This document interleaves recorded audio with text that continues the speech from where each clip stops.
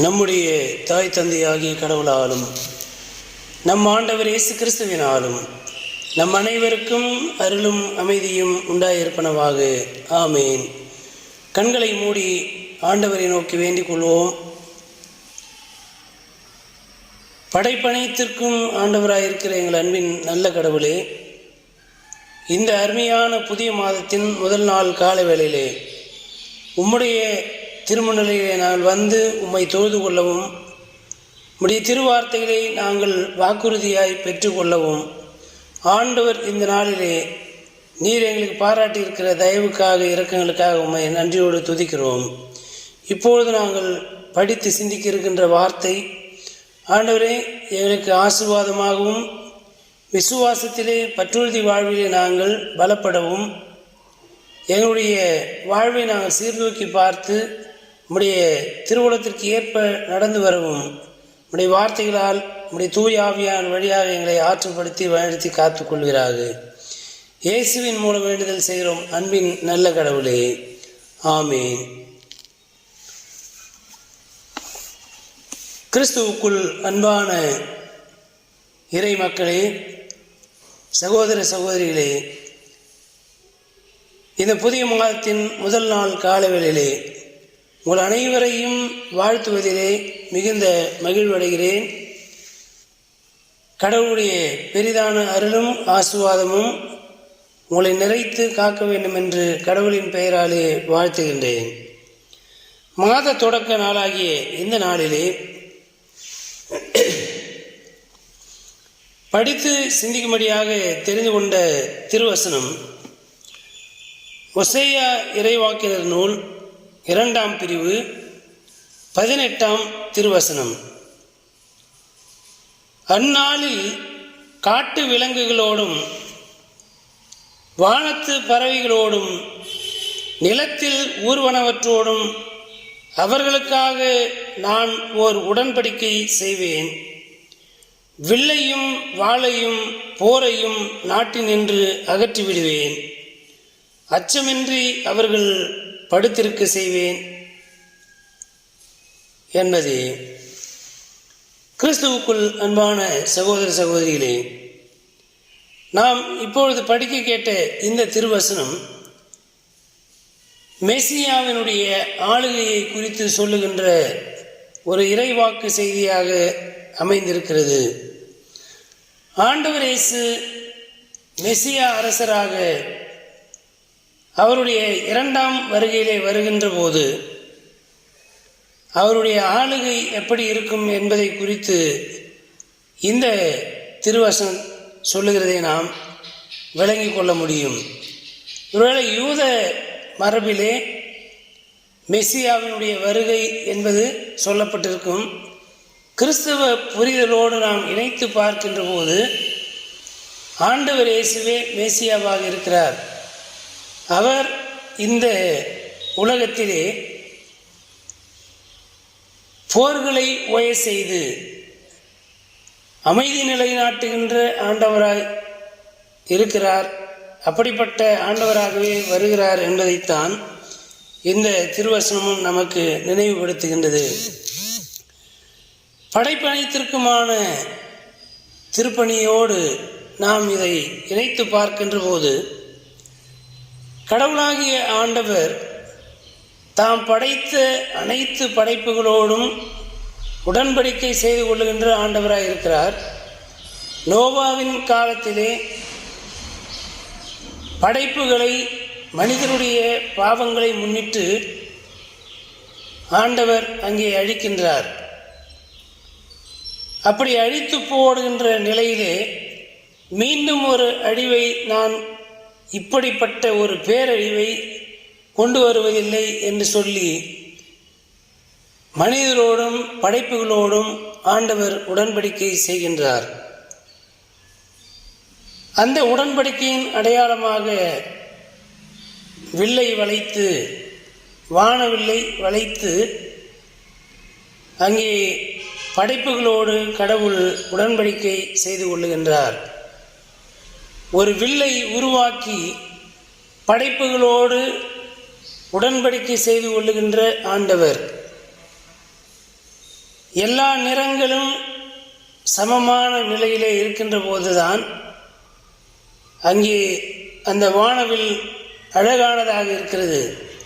அப்படி எல்லா படைப்புகளும் இணைந்து வாழுகின்ற போதுதான் சமச்சீரான ஒரு நிலையிலே, சமத்துவ நிலையிலே, சமமான அளவிலே வாழ்கின்ற போதுதான் இங்கே அழகு என்பது இருக்கிறது. ஒன்று ஏற்ற தாழ்வாக இருக்கின்ற போது அங்கே சமத்துவம் இல்லாத ஒரு நிலை உருவாகிறது.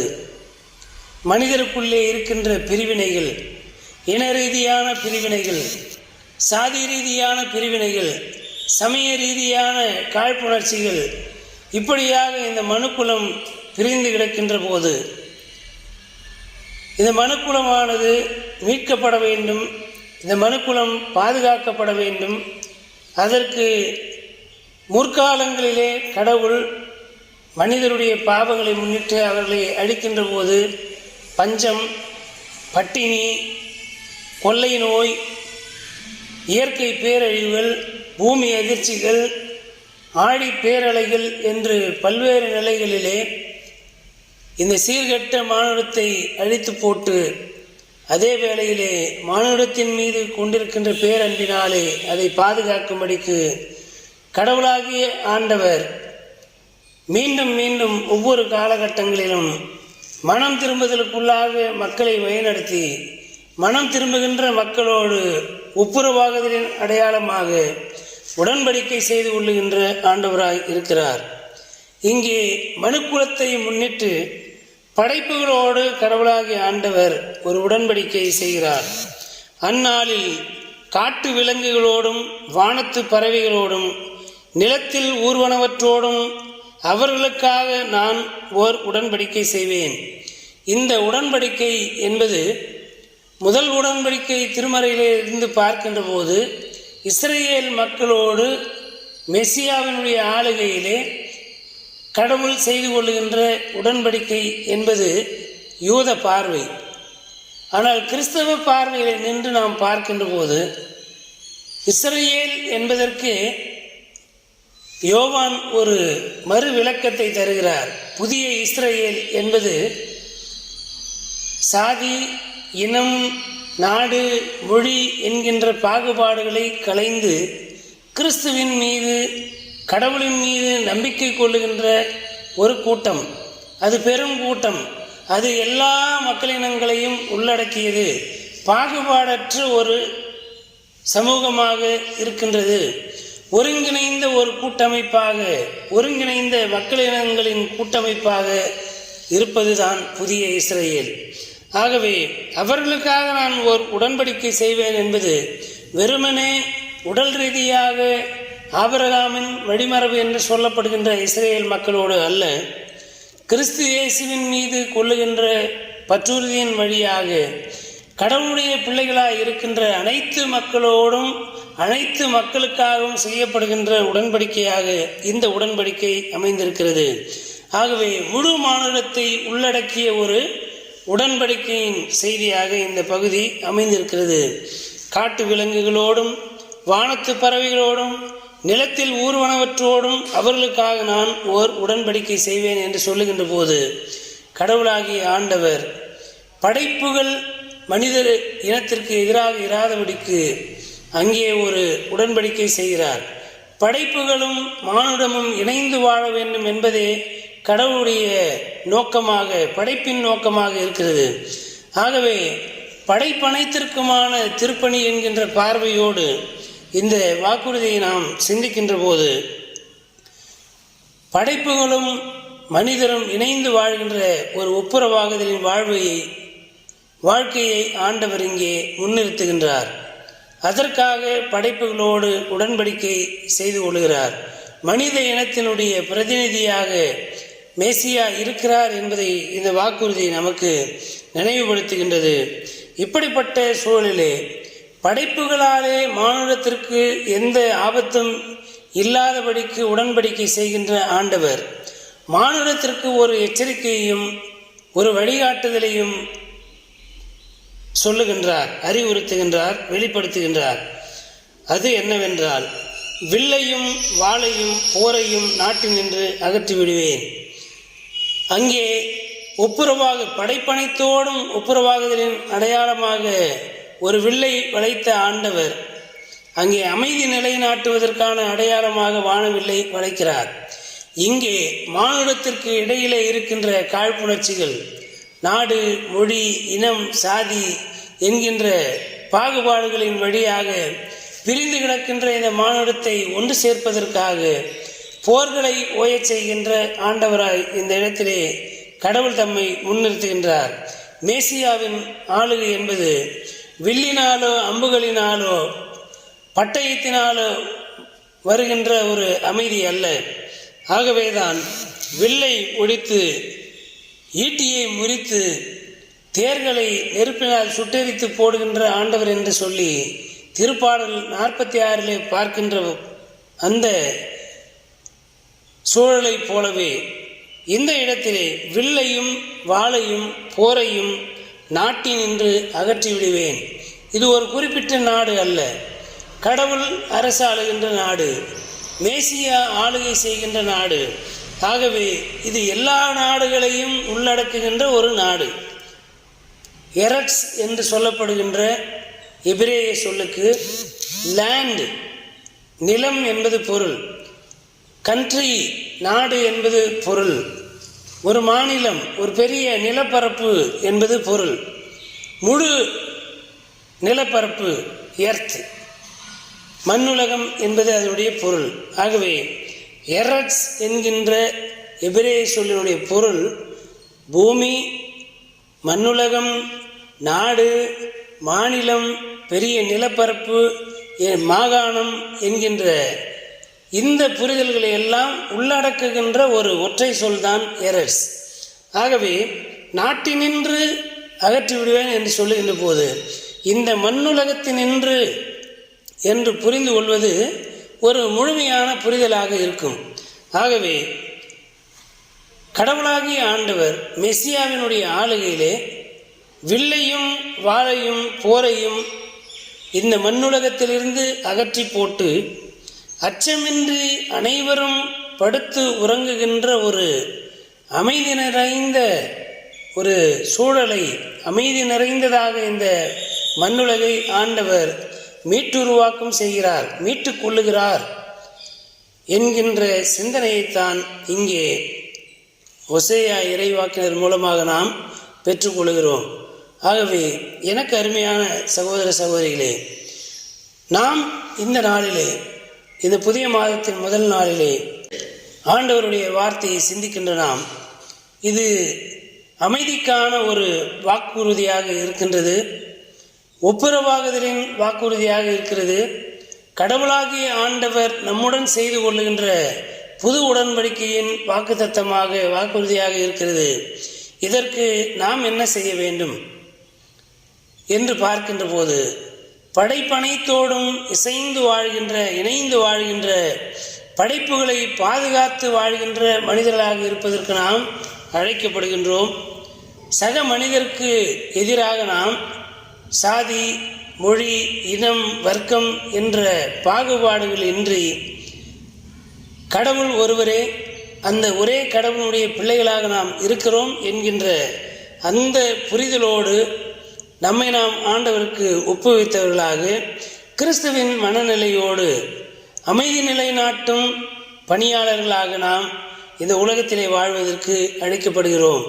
ஆகவே படைப்பனைத்திற்குமான திருப்பணி என்பது நாம் படைப்புகளோடு இசைந்து வாழ வேண்டும், மனிதரோடு இசைந்து வாழ வேண்டும், படைப்புகளை நாம் பாதுகாத்து வாழ வேண்டும், சக மனிதர் மீது அன்பு செலுத்தி வாழ வேண்டும், போர்களை உருவாக்குகின்ற அல்லது சண்டை சச்சரவு செய்கின்ற மனிதர்களாய் இராமல் அமைதி நிலைநாட்டுகின்ற பணியாளர்களாய் இருப்பதற்கு நம்மை நாம் இந்த நாளிலே ஒப்பு கொடுப்போம்.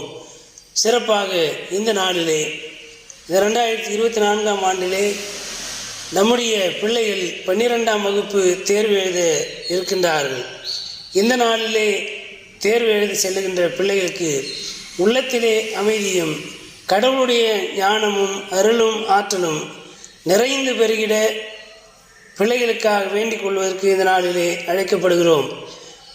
இந்த காலங்களிலே கல்வி என்கின்ற உரிமையை பிள்ளைகளிடத்திலிருந்து பறித்து வருங்கால தலைமுறையை ஒரு அறிவற்ற சமூகமாக, ஞானம் இல்லாத ஒரு சமூகமாக, படிப்பறிவில்லாத சமூகமாக மாற்றுவதற்கு சதி வேலை செய்கின்ற, பாகுபாடுகளை திணிக்க முற்படுகின்ற பார்ப்பனிய சிந்தனையுடைய அதிகார வர்க்கத்தை அகற்றி போட்டு இங்கே சமத்துவ சமூகத்தை ஏற்படுத்துகின்ற ஒரு சமூகத்தை தலைமுறைக்கும் நாம் உருவாக்குகின்றவர்களாக இருப்பதற்கு ஏற்ற விதமாக பிள்ளைகள் கல்வியிலும் ஞானத்திலும் சிறந்து விடுவதற்கு ஏதுவாக பிள்ளைகளை பள்ளி கல்வியிலே நாம் வளர்த்திட உறுதியேற்றவர்களாக அமைதி நிறைந்த சமூகத்தை உருவாக்குவதற்கு, சமத்துவ சமூகத்தை உருவாக்குவதற்கு நாம் நம்முடைய பிள்ளைகளுக்கு சமூக அறிவியலோடு பிள்ளைகளை ஞானத்திலே வளர்ப்போம். கல்வியிலே உயர்ந்த நிலைகளிலே பிள்ளைகள் வளர்ந்திட அவளை வளர்த்தெடுப்போம். இந்த நாள் முதல் தேர்வு எழுதியிருக்கின்ற பிள்ளைகளுக்கு கடவுள் ஞானத்தையும் அருளையும் ஆசீர்வாதத்தையும் கட்டளையிட்டு வழிநடத்தி பாதுகாப்பாராக. கடவுள் தாமே இந்த திருவசனங்களை நமக்கு ஆசீர்வாதம் தருவாராக.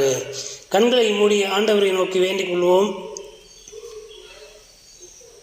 எல்லா நன்மைகளுக்கும் ஆசீர்வாதங்களுக்கும் ஊற்றும் காரணருமாயிருக்கிற எங்கள் அன்பின் நல்ல கடவுளே, தாயும் தந்தையுமானவரே, இந்த அருமையான மாதத்தின் முதல் நாள் காலை வேளையிலே உம்முடைய திருமுன்னிலையில் வந்து நாங்கள் உம்மை தொழுது கொள்ளவும், உம்முடைய திருவசங்களை தியானிக்கவும், உம்முடைய வார்த்தைகளை நாங்கள் சிந்தித்து அவைகளை எங்களுடைய பற்றுறுதி வாழ்வுக்கான வாக்குறுதிகளாக நாங்கள் சுதந்திரித்து கொள்ளவும் இந்த நாளில் எங்களுக்கு அருள் செய்தபடினாலே உமக்கு நன்றிகளை ஏறெடுக்கிறோம்.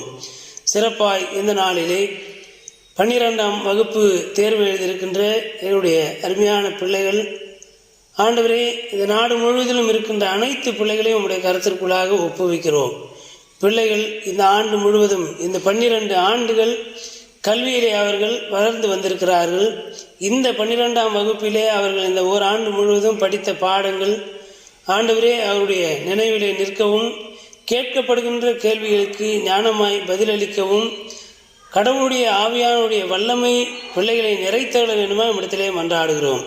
ஒருவர் ஞானத்தில் குறைவுள்ளவராய் இருந்தால் நிறைவாய் கொடுக்கிறவரும் ஒருவரையும் கடிந்து கொள்ளாதவருமாகிய ஆண்டவரிடத்தில் கேட்க கடவர், அப்பொழுது அவர் அதை அவர்களுக்கு தருவார் என்று சொல்லுகின்ற யாக்கோபினுடைய வார்த்தையின்படி ஆண்டவரை தேர்வுக்காக காத்திருக்கின்ற, ஆயத்தப்பட்டிருக்கின்ற பிள்ளைகளை உடைய கரத்திலே ஒப்புவிக்கிறோம். அவரை ஆசீர்வதியும், பலப்படுத்தும், பாதுகாத்துக் கொள்ளும். பரிசுத்த ஆவியானுடைய வழிநடத்துதலுக்கும் பராமரிப்புக்கும் ஆளுகைக்கும் ஒப்புவிக்கிறோம். எல்லாவற்றையும் உடைய திருக்காரத்திலே ஒப்புவிக்கிறோம். பிள்ளைகள் நல்ல முறையிலே தேர்வு எழுதி நல்ல மதிப்பெண் பெற்று தேர்ச்சி பெற்று தங்களுடைய எதிர்கால வாழ்விலே அவர்கள் உயர்ந்து விளங்கத்தக்கதாக கடவுளுடைய ஆவியானவர் தாமே இம்மட்டும் வழிநடத்தினவர். இந்த தேர்வின் நாட்களிலும் எந்த அச்ச உணர்வும் இன்றி துணிவோடு தேர்வுகளை எதிர்கொள்ள ஆண்டவர் அவர்களை தூய் ஆவியினால் நிறைத்து பாதுகாத்துக் கொள்கிறார்கள். இந்த வழிபாட்டிலே பங்கேற்றிருக்கின்ற மக்கள் காணொளியின் வழியாக கடவுளுடைய இந்த வார்த்தையை கேட்கின்ற ஒவ்வொரு மக்களையும் நீர் ஆஸ்வதிப்பீராக. தூய் ஆவியானுடைய அருளோடு இந்த வார்த்தையை பெற்றுக்கொள்கிறோம் என்ற உணர்வோடு உம்முடைய திருப்பெயருக்கு மாத்திரமே மாட்சிமையை கொண்டு வருகின்ற மக்களாக நாங்கள் இருக்க ஆண்டவர் எங்களை ஆற்றுப்படுத்தி வழிநடத்தி காத்துக்கொள்கிறார்கள். கிறிஸ்து இயேசுவின் மனநிலை ஒவ்வொருவருக்குள்ளாக நிறைந்து பெருகிட வேண்டுமா நம்மிடத்திலே மன்றாடுகிறோம். படைப்பனைத்தோடும் சக மனிதரோடும் இணைந்து வாழ்கின்ற மக்களாக வாழ்ந்து ஒப்புரவிலே நல்லிணக்க வாழ்வு வாழ்ந்து கடவுளாகி உமக்கு உகந்த பிள்ளைகளாக நாங்கள் திகழ்ந்திட ஆண்டவர் தம்முடைய ஆவியான வழியாக எங்களை ஆற்றல்படுத்தி காத்துக்கொள்கிறார்கள். இந்த மாதம் முழுவதும் உடைய ஆசீர்வாதமும் உடைய அருளும் எங்களை நிறைத்து பாதுகாத்தள்ள வேண்டுமாய் எங்கள் ஆண்டவர் மீட்பெருமாகிய இயேசு கிறிஸ்துவின் வழியாய் வேண்டுதல் செய்கிறோம் எங்கள் அன்பு நிறைந்த நல்ல கடவுளே, ஆமேன். பரலோகத்திற்கு எங்கள் பிதாவே, உடைய நாமம் பரிசுத்தப்படுவதாக, உடைய ராட்சியம் வருவதாக, உடைய சித்தம் பரமண்டலத்திலே செய்யப்படுவது போல பூமியிலேயும் செய்யப்படுவதாக. அன்றென்று வேண்டிய ஆர்த்தின்றி எங்களுக்கு தாரும். எங்களுக்கு விரோதமாய் குற்றம் செய்வதற்கு நாங்கள் மன்னிக்கிறது போல எங்கள் பாவ குற்றங்களை எங்களுக்கு மன்னியும். எங்களை சோதனைக்கு உட்பட பண்ணாமல் தீமையிலிருந்து எங்களை ரசித்தரும். ராட்சியமும் வல்லமையும் மகிமையும் என்றென்றைக்கும் உம்முடையவிலே, ஆமேன். அனைத்து ஆற்றல் நிறைந்த நம்முடைய தாயும் தந்தையுமாகிய கடவுளுடைய அன்பும் நம்முடைய ஆண்டவர் மீட்பெருமாகிய இயேசு கிறிஸ்துவனுடைய அருளும் அமைதியும் தூய ஆவியானுடைய வல்லமையுள்ள பாதுகாப்பும் பராமரிப்பும் மாறாத நித்திய உடன்படிக்கையும் உறவும் ஐக்கியமும் வழிநடத்தலும் இன்றும் என்றும் எல்லா காலங்களும் நம் அனைவரோடும் சிறப்பாய் 12ஆம் வகுப்பு தேர்வு எழுதுகின்ற பிள்ளைகளோடும் நிறைவாயிருந்து வழிநடத்தி காப்பனவாக. ஆமேன்.